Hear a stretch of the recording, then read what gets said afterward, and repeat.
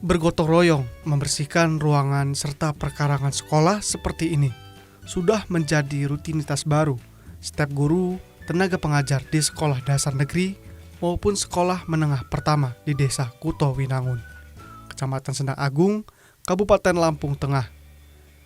Mereka dengan sukarela melakukan kegiatan ini mengingat tidak adanya aktivitas belajar mengajar selama pandemi COVID-19.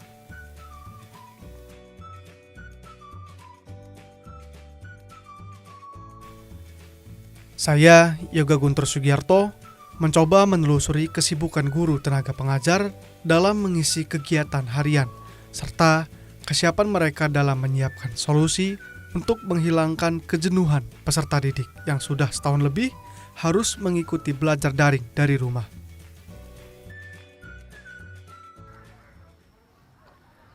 Desa yang kaya pertanian. Mereka peduli pendidikan. Di situasi pandemi, mereka belajar di alam terbuka.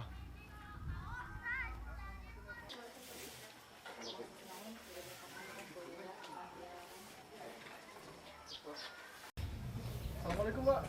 Waalaikumsalam. Pagi, Pak. Selamat pagi. Ya, ini kegiatan lagi bersih-bersih. Ya. Jadi ini lagi ngelap-ngelap kaca aja gitu. Ya, alhamdulillah di kegiatan sekolah kami, walaupun kegiatan anaknya itu daring, kita guru selalu berangkat kegiatan untuk bersih-bersih di sekolah kita ini.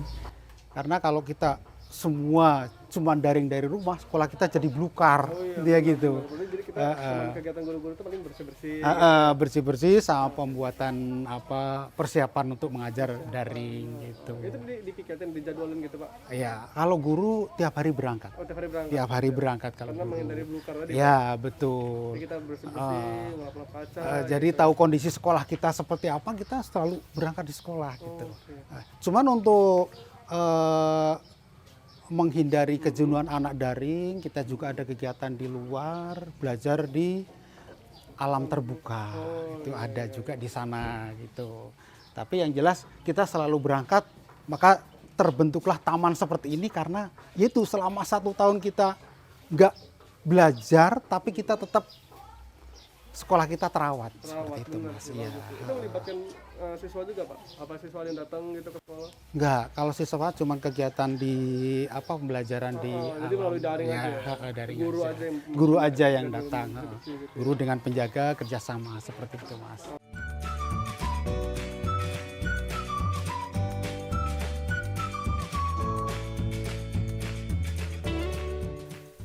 Keluh kesah serta keprihatinan terhadap kelangsungan peserta didik dalam menguasai materi di setiap mata pelajaran menjadi topik perbincangan saya bersama Sagiman, salah seorang guru dan juga penggagas pendidikan di luar sekolah. Ia menilai, di situasi yang tidak bersahabat saat ini, mereka berusaha mengalihkan perhatian siswa dengan menggalakkan berbagai kegiatan belajar mengajar dengan suasana baru dan menyenangkan. Kegiatan yang sifatnya tidak mengikat itu diselenggarakan minimal 1 kali dalam sepekan. Dijelaskan Sagiman, meski di setiap rencana kegiatan yang digulirkan pihak sekolah memberi banyak manfaat bagi peserta didik, namun pihaknya masih membutuhkan kepedulian dan pemikiran dari banyak pihak. Penegakan disiplin protokol kesehatan misalnya, khusus untuk anak didik setingkat sekolah dasar, sangat sulit diberlakukan meski diterapkan pengawasan ketat dari guru tenaga pengajar. Selain dari kegiatan ini, kalau sore ya namanya kita masyarakat petani. Walaupun toh kita tenaga pendidik, cuman kita petani. Jadi setelah pulang, kita kan pulangnya nggak sampai siang. Itu pulang ya tetap kegiatan, ada yang bertani lah, ada yang ke sawah, ada yang ke ladang, dan seterusnya. Ada juga yang kegiatan di rumah. Itu kegiatan kita sebagai tenaga pendidik. Cuma kalau di sekolah selain kita membersihkan lingkungan sekolah, merapikan taman, juga kita membuat persiapan untuk daring hari besok seperti itu. Nah, sekarang bedanya tatap muka, Pak. Jelaskan sedikit bedanya tatap muka sama pas daring ini gimana tuh? Kalau kegiatan tatap muka, setiap hari otomatis kita akan ketemu dengan siswa. Itu otomatis siswa tidak terlalu jenuh dan guru juga tidak terlalu jenuh. Setiap hari kita pembelajarannya kan langsung bertemu dengan anak. Bagaimana perkembangan anak dari yang tadinya nggak bisa menjadi bisa, kita tahu persis. Tapi dengan adanya daring, anak itu banyak dibantu orang tua. Jadi kebanyakan itu anak hanya mengandalkan orang tua. Ya, sehingganya kelemahannya di situ. Apalagi kalau di kampung tambah kelemahan di kampung itu banyak yang tidak punya HP. Punya HP, sinyalnya susah. Itu kelemahannya di situ. Jadi untuk kegiatan daring banyak sekali kelemahan, tapi alhamdulillah walaupun toh kelemahannya banyak, kita tetap masih bisa belajar. Walaupun toh mungkin ya agak ada ketimpangan sedikit, tapi ya bisa jalan seperti itu. Untuk menghindari kejenuhan anak, jadi kita sepakat dengan Bapak Kepala Sekolah gimana caranya supaya anak tidak daring selama COVID ada ini kok daring terus, anak tidak jenuh. Jadi kita adakan pembelajaran di alam terbuka. Ya, bisa kadang seminggu sekali, kadang 3 hari sekali, tapi kita bergilir karena anaknya terlalu banyak. Jadi kita bergilir, mungkin hari ini kelas 5, hari besok mungkin kelas 4 dan seterusnya seperti itu. Kita kegiatan seperti itu biar anak tidak terlalu jenuh.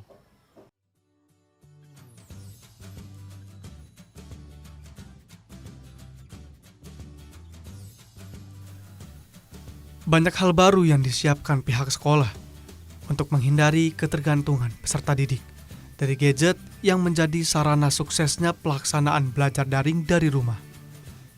Sementara guru yang jenuh dengan situasi tersebut setiap harinya diberikan kebebasan dalam mengisi kegiatan tambahan, baik penataan ruangan maupun bersih-bersih pekarangan sekolah.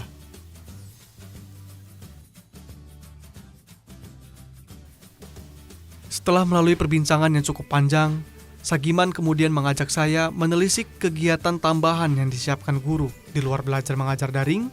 Kegiatan rutin sekali dalam sepekan itu disiapkan hanya untuk menghibur siswa agar tidak jenuh dengan berbagai keterbatasan belajar mengajar selama masa pandemi.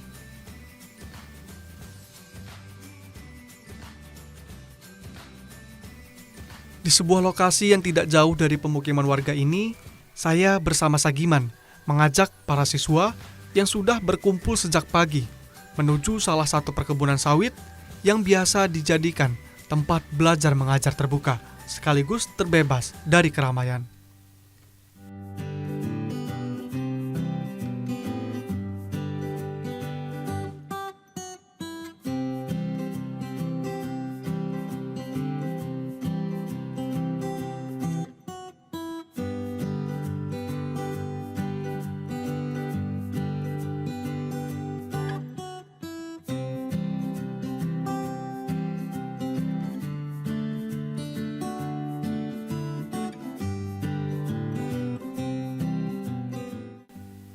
Keceriaan namun tertib dalam mengikuti proses belajar mengajar terlihat di raut wajah peserta didik. Mereka merasa nyaman karena bisa mengikuti proses belajar mengajar tatap muka, meski pelaksanaannya ditempatkan di alam terbuka yang hanya berlangsung 1 hingga 2 jam. Saya yang ikut sebagai peserta didik dalam kegiatan belajar mengajar ini juga ikut merasakan nyamannya belajar di perkebunan sawit yang suasananya tidak ditemukan di pusat kota Provinsi Lampung. Jauh dari hiruk-pikuk kesibukan warga desa membuat saya betah dan ingin terus mengikuti proses belajar mengajar meski harus berdampingan dengan siswa sekolah dasar.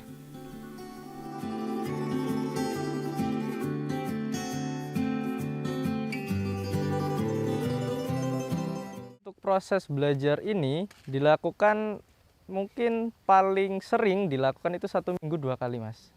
Karena anak mungkin akan jenuh bila terus-menerus kita adakan pelajaran secara daring.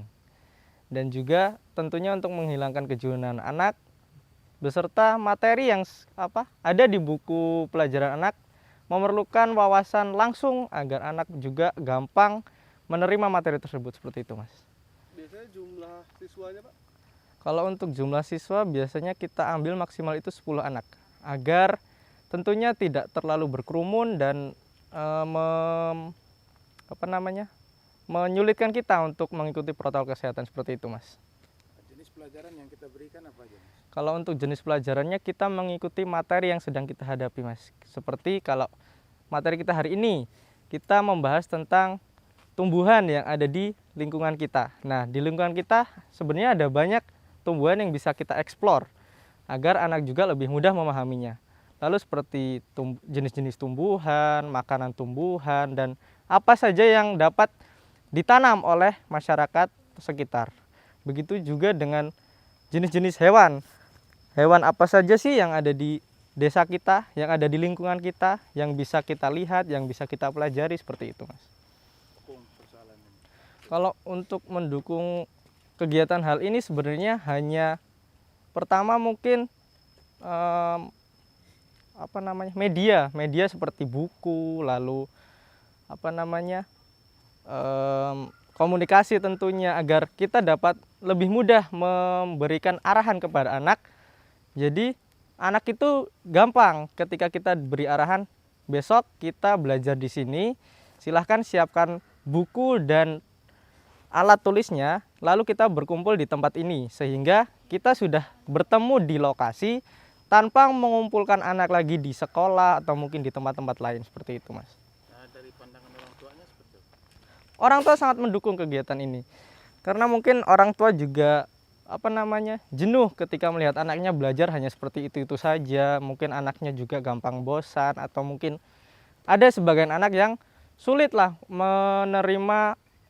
memahami materi. Jadi kegiatan seperti ini sangat didukung oleh para orang tua, seperti itu. Dari Pamong sendiri seperti apa, Mas? Dari Pamong alhamdulillah juga mendukung, karena untuk kemajuan anak didik agar lebih berprestasi, seperti itu, Mas. Nah, kedepannya seperti apa nih?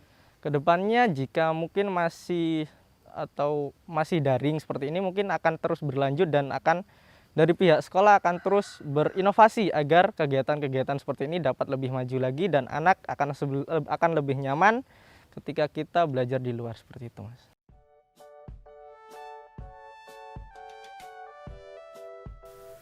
Usai mengikuti proses belajar mengajar dengan Bayu Setiawan, Sagiman kemudian mengajak saya ke sebuah lokasi yang dikenal dengan sebutan Rumah Baca Sahabatku. Di tempat yang layaknya perpustakaan ini, disiapkan sejumlah tenaga sukarela yang melibatkan pamong desa setempat. Mereka bergerak bersama membangun minat baca sebagai bagian dari kepedulian terhadap generasi muda yang belakangan ini nyaris lupa dengan bacaan akibat kebanyakan belajar daring dari rumah.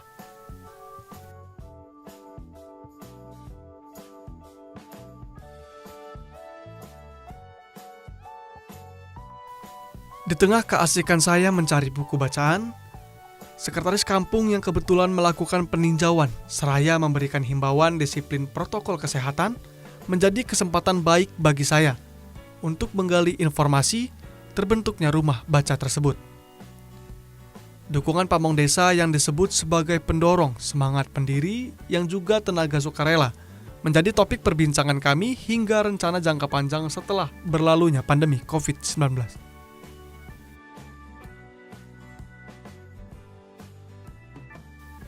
Dari perbincangan yang hanya berselang 30 menit ini, Pamong Desa Kota Winangun pada dasarnya memberikan dukungan penuh terkait kelangsungan rumah baca sahabatku terlebih di masa pandemi COVID-19.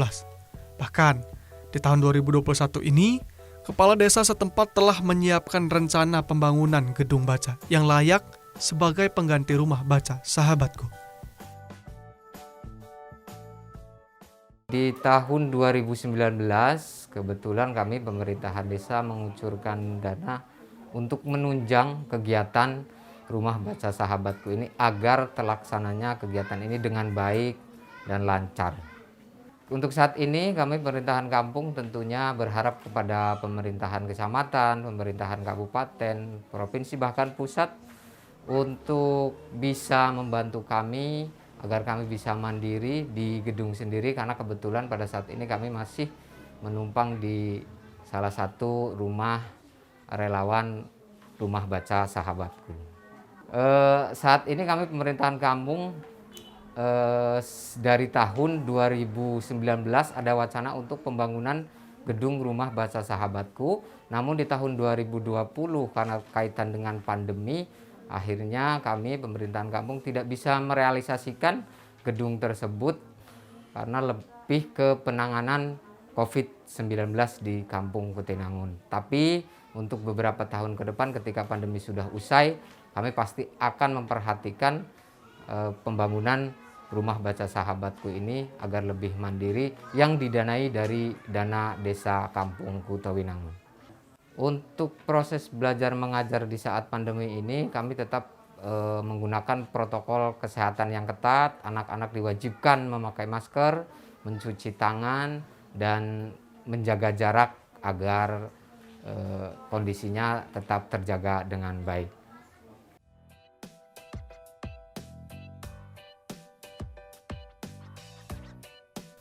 Guna mengetahui perkembangan dari Rumah Baca Sahabatku ini, saya kemudian mengajak pihak pengelola yang sekaligus merupakan tenaga relawan untuk berbincang seputar asal-usul dibukanya rumah baca tersebut. Mereka yang diketahui bangkit dari wujud keprihatinan melihat masyarakat desa yang jauh dari taman bacaan menjadi awal dari perbincangan saya dengan Nur Hayati, yang juga penanggung jawab dan mendapat kepercayaan dari pamong desa setempat.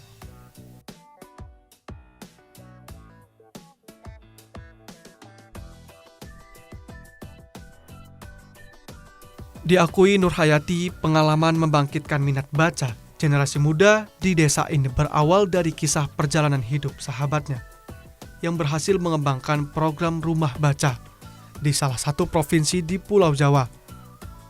Meski beranjak dari tanpa dukungan, perjuangan yang dimulai dari semangat membangun itu kini telah membuahkan hasil yang cukup memuaskan. Hingga hampir sebagian besar anak di desa Kutawinangun berkunjung di perpustakaan yang dibangunnya.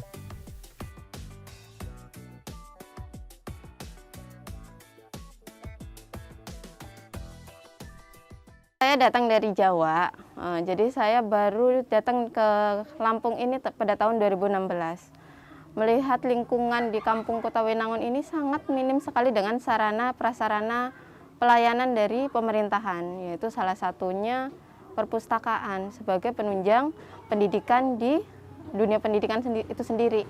Jadi terinspirasi dari teman-teman di Jawa yang pada mendirikan rumah baca atau taman bacaan. Terinspirasi dari situ saya mencoba untuk mencontoh teman-teman di Jawa, yaitu pertama jadi saya itu browsing-browsing lewat HP, ngirimin proposal ke beberapa percetakan di Jawa juga karena kebetulan saya dari Jawa, jadi untuk pengetahuan di Lampung itu masih minim sekali. Jadi pada waktu itu saya ngirim proposal ke Jawa, alhamdulillah beberapa bulan kemudian dapat ACC dari Diva Press pada waktu itu di Jogja, dapat buku waktu itu 50 biji. Alhamdulillah mau dikirimin ke Lampung, dan pada waktu itu dapat buku turun ke Lampung, saya langsung manggil anak-anak. Jadi anak-anak suruh kumpul ke sini. Alhamdulillah antusias dari anak-anak, dari masyarakat ataupun orang tua dari anak-anak itu sendiri sangat mendukung. Jadi alhamdulillah berjalan sampai saat ini, bukan hanya dari percetakan-percetakan yang kita kirimkan proposal, tapi dari beberapa relawan seperti relawan literasi Lampung Tengah, relawan literasi Lampung, dan juga ada dari Kominfo, dari komunitas Pustaka Bergerak pun alhamdulillah beberapa kali mengirimkan buku untuk membantu kita di prasarana dan sarana untuk RBS ini. Cukup. Apa yang perlu kita tingkatkan melihat kekurangan yang ada? Untuk RBS saat ini mungkin karena sebenarnya RBS ini kan kita buka untuk umum, jadi untuk orang tua, untuk remaja, orang dewasa, anak-anak. Tapi karena kebetulan untuk sampai saat ini yang datang atau yang minat ke RBS ini masih anak-anak, jadi untuk saat ini mungkin kita butuh lebih banyak lagi buku untuk anak-anaknya, untuk penunjang buku-buku untuk anak-anaknya, terus juga mungkin beberapa APE untuk menunjang pendidikannya. Jadi kita di sini itu bukan hanya untuk membaca, tapi ada keterampilan atau talent-talent yang kita tumbuhkan juga. Terus selain itu kita juga di sini kan ada kegiatan kesenian seperti tari. Jadi kita mungkin butuh beberapa penunjang untuk tarinya, seperti mungkin sound, pelatihnya juga mungkin, dan sarana yang lainnya.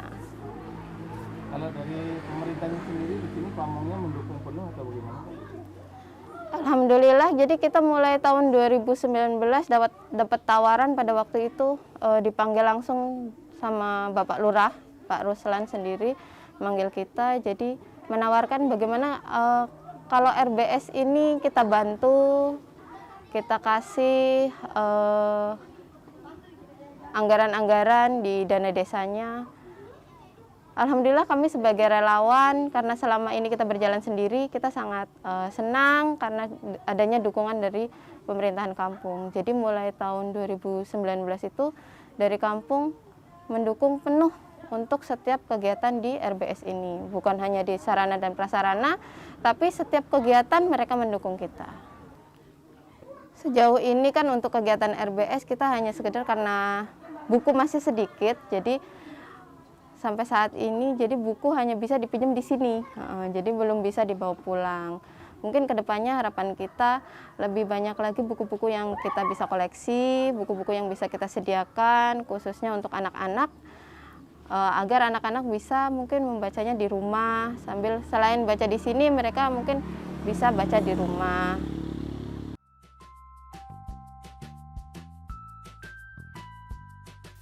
Selain mengembangkan minat baca masyarakat desa, pada situasi pandemi COVID-19 ini, pengelola rumah baca Sahabatku juga menyiapkan berbagai kegiatan tambahan yang sifatnya membangun kreativitas anak agar tetap semangat meski belajar dalam kondisi serba keterbatasan.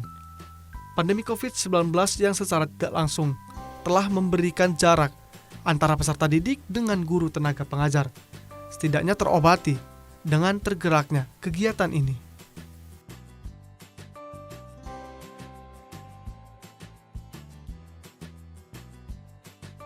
Salah satu persoalan yang menjadi pertimbangan pihak pengelola untuk bisa lebih efektif melaksanakan berbagai kegiatan disebabkan sulitnya mengarahkan anak untuk disiplin protokol kesehatan. Sementara dari banyak kegiatan yang disiapkan, secara tidak langsung telah berhasil mengembalikan semangat anak untuk tidak bergantung dengan alat komunikasi Android.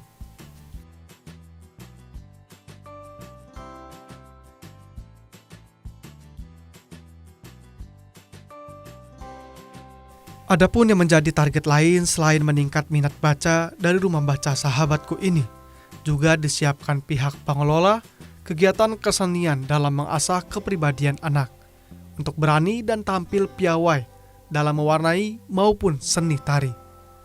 Keahlian di bidang itu dipandang perlu ditingkatkan sebagai pengalihan cara berpikir anak untuk tidak sekedar mengenal belajar daring tanpa semangat membangun inovasi lain akibat pembatasan.